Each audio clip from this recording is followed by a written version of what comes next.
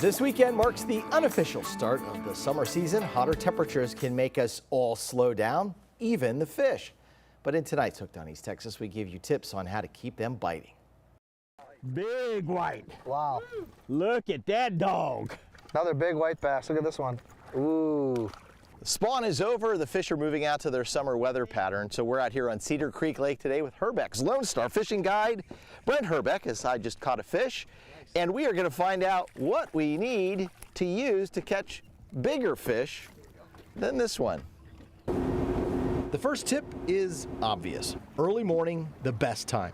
The cooler water temperature makes the fish hungry and aggressive. Post-spawn baits right now that we're using, they're having a lot of luck on. There's just a regular slab. This one looks like the bait that they're eating. This is the shad. Shad are small bait fish that are plentiful in Texas lakes. Fish on, first drop. Each shad can produce up to 200,000 offspring, and bass love them. Right now we're in the middle of another shad spawn, and I cleaned a bunch of fish the other day, and they're all loaded. Like they had 6 or 7 of them inside of them. They're eating that stuff big time. There you go. My homemade bait.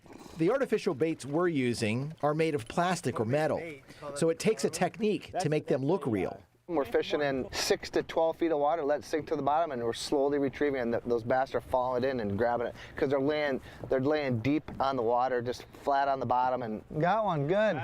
The bass are closer to the bottom because the deeper water is cooler. This morning, we found the water temperature already in the mid-70s. That's a yellow bass. The challenge is finding the bass the day after thunderstorms. With all the rain, we've seen some surfacing fish in the morning, but it's been very sporadic. We're having more luck after these big rainstorms. They're going right to the bottom and they're just laying there. So we're trying to stir them up. Practicing conservation, catch and release. This white bass goes back for someone else to have a great catch. There he is.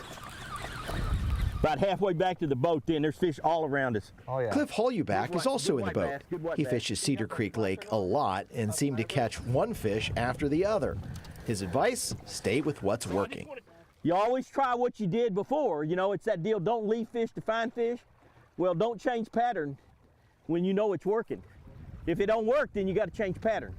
Oh, hit it on the drop. There he is, hit it on the drop. Cliff's approach pays off. He catches a large hybrid. How about that, Cedar Creek hybrid? We're gonna tag this one, okay? And we're gonna release it. Herbeck legally tags the fish.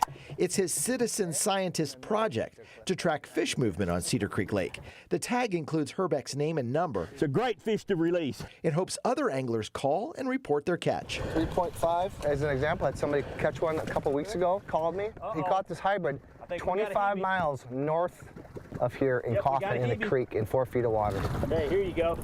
There's a nice fish. Nice one. By the way, they all weren't the same fish, right? Biologists say it's not uncommon for white bass to migrate at least 25 miles, as Herbeck referenced, during the spring migration as they search for suitable spawning areas. And by the way, Cliff Holuback has a lot more advice to give about fishing on Cedar Creek. We're going to hear from him in the coming weeks.